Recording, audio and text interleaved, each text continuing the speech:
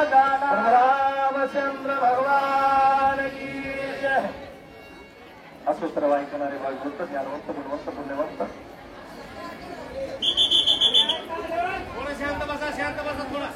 सर्वांच्या चरणी साष्टांग दंडवत घालून आपल्या शब्दामध्ये कथा सांगण्याचा प्रयत्न करू।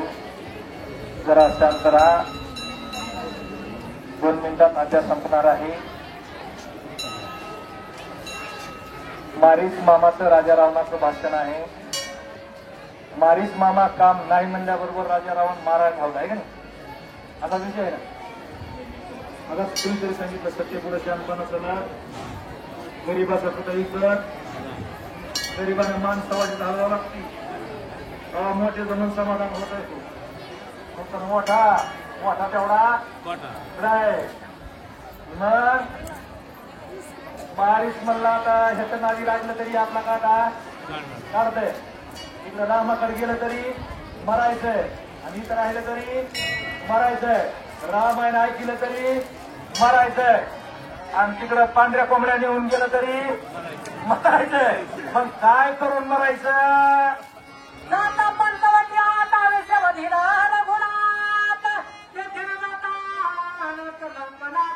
अरे राजा रावण मारणार आहे इथं मी, त्यापेक्षा देव देव करून मरू ना रामाच्या हातानं। रावणाच्या हाते मरात द्यादे अंधपतार आणि लागता श्रीराम बाण कृतकृत्यांत निघाल। भानगडे बघा, कुठंतरी येड्या बाबळात पिऊन अडकून मेलं का नरकाला जावं लागतं। आणि दिंडीमध्ये रामायणामध्ये कीर्तनामध्ये जर आट्याक माणसाला एखादं यावा, आता मी एक सांगू का, माझी 101% देवाला पहिल्यापासून विनंती, एक तर रामायण सांगताना मला मरण यावा, नाही तर कीर्तन सांगताना एवढा भाग्यवान आहे का कुणी? आपले एवढ्याच महात्म्याला लाभलं रामकृष्ण महाराज वरदगावकर आणि ताजुद्दीन बाबा। बस त्यांनी किती पुण्य केलं असं, आणि जी पुण्यवान माणसं तसे मरते बघा, आमचे रामायण सांगणारे सुद्धा गेले बाबा मरते। हा मारीच म्हणला कुठं मरायचे?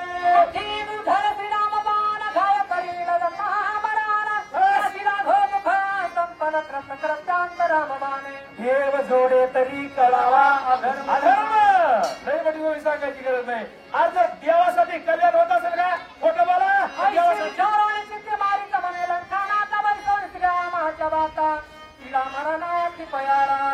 मारीचं शब्द फिरविला, मारीचं पार्टीच बदलली, मनातल्या मनात पार्टी तशी नाही बदलली।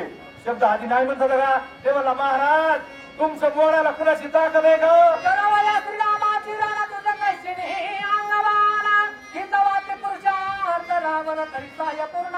महाराज जगाच्या मालकानं युद्धावर जावं, जगाच्या सेवकानं इथं बरबाद होऊन निर्वाह तानाजी मालुसरेचं वाक्य आहे। तसा मारीस म्हणला तुम्ही युद्धावर जावं, आधी लंकेत गुलाबजाम खावा, जमणार नाही, मी जातो।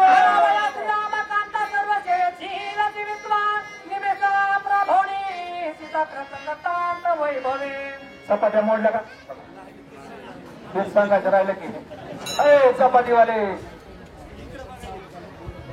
आता सावध झालेल्यात, माऊली कुणी चर्चा करू नका, दरबार कुणाचा आहे काय होत नाही। चपात्या मोडणार रे, चपात्या मोडायला तिकडं, इकडे नाही तिकडे जा, आणि गाड्यावाले गाड्या करा, 2 मिनिटांमध्ये संपणार आहे। आता आज माझ्या माहेरची पंगत आहे का नाही? चव्हाण महाराज मी जन्मलो तिथं, पुढं जग सासूचा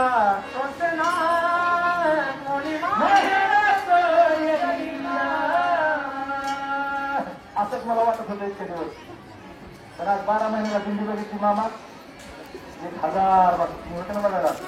हे माझ्या माम्या मावश्या आज्या बहिणी दुसऱ्या मला मिळ बघितला, असं भरून आलं आणि आम्ही इथं नाचलो सुद्धा, आनंदाची डोही आनंद माय नाचावा, आनंद झाल्यावर का दुःख झाल्यावर नाचावा। अरे त्याला म्हणजे माहेर, आपलं माहेर नाही खंबीर आहे बरं का। आणि एकदा वनवासी मंडळ घेऊन गेलो, वनवासी मंडळ आम्ही 14 दिवसात 28 गाव हिंडलो, पण आपल्या माहेराची सर कुणाला आली का? ए वनवासी मंडळ, माझं वनवासी मंडळ यांच्या गळ्याने हारच बसत नव्हते म्हणजे का नाही. त्याला म्हणतात माहेर. आणि एखाद्याचं जर हिंद्र माहेर असलं का मग ती पोरगी काय म्हणती माय बाप दोन्ही मिली तुला जाणवली आता सरली माझी वाट दोही करे आला वीट आणि मग गावळ टाकून वेळा पाशी गीतकी. तिला माहेर विचारित नाही आणि सासरात किंमत नाही ती काय करती. आणि माहेर सुद्धा भाग्यवान असा लागतो चव्हाण महाराज. तिकडं माहेर आहे तिकडं सासर आहे म्हणायचं तुमचं गाव. अशी अवस्था आपली झाली. आई खोली मारीत वचन तुका भला दशारा मग धावून गेले आलिंगन आता तुमचं काम करतो म्हणलं कोणाला आवड वाटत का. जे नाही म्हणत होतं आणि हो म्हणलं राजाराम इतकं खुश झालं मारीत मामाला कडकडून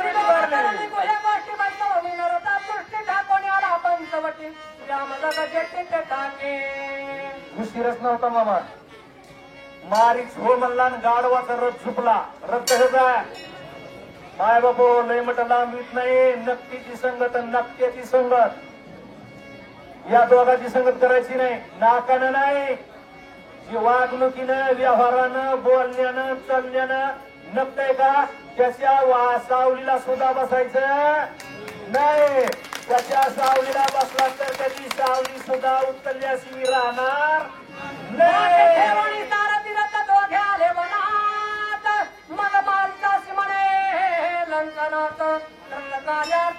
मारी रावण रथ गाढवाचा भूतासारखे गाढव पिशाच आहे का रे. या गाढवाच्या रातात मामा बासा बसले बर का. आता सगळेच माझे मामा आहे. हे मामा मामा बासा बसले चोरी करायला निघालेत नाही. चांगलं रामायण ऐकायला दिंडी घेऊन नव्हता निघाला तो चोरी करायला. जिथं रामाची झोपडी होती तिथं ते इमान उभा रथ उभा केला आणि रावणानं सांगितलं म्हणला मामा बघितलं का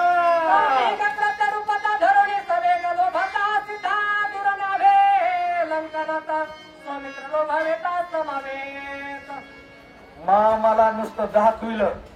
मामा तयारच झाला. काय झालं मामाचं हरिण झालं.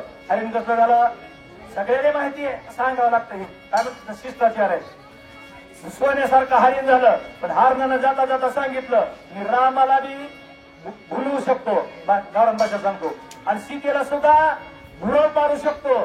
तिथं ते आहे का म्हणलं ते वैराग्याचा महामेरू लक्ष्मण त्याच्यापाशी आपलं काय चालणार नाही बरं का. त्याच्यासाठी वैराग्यवान माणसापाशी कोणाचं चलत नाही. तुकोबरायापाशी चाललं का वैराग्यवानापाशी भगवान बाबापाशी वैराग्य होतं चाललं का. ज्याला वैराग्य तिथं काही चलत नाही आणि ज्याची गारगुट बिलविलं का तिथं काही विकल्याशी राहत कोणी रावणाच्या विषय नावेला गणेश तो हरी नदानकीची मग लंकेशी जाऊन घे. मामानं सांगितलं बाबा ए बाबा का मी आता जातो माझं काम करतो आणि तिकडून माघारी आलो आपण दोघं बँकेला जाऊ.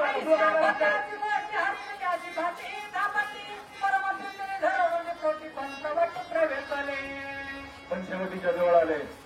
भाष्याची मामानं पाठ थापताव का भाष्यानं मामाची थापताव.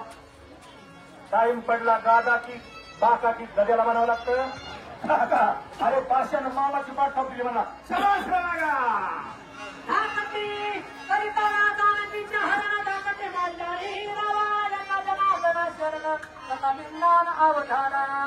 जर मला सीता मिळवून दिली पण म्हणताय पाठी थापटून शाबास की बासा. पण कसं आहे जरी नात्यानं माणूस मोठा असला सतीनं बारीक असला का सती म्हणे हा रावण मालक होता राजा होता. मामा मामा सर्वसाधारण होता. ते म्हणा एवढं आपलं काम करून दे अर्ध राज्य तुला.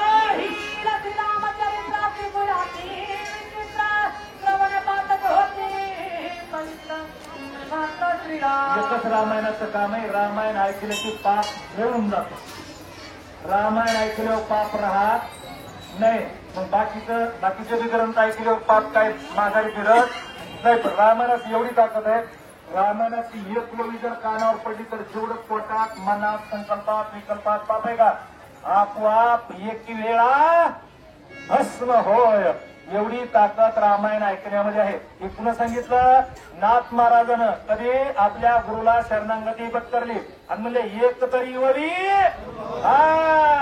झालं का बंद करा तुमचं किंवा बोलणार. आजच्या पंक्तीचे यजमान यादी बघितलं, आजच्या पंक्तीचे यजमान 15 मिनिटं लांबलं. यादी बघा, अरे यादी बघ आपले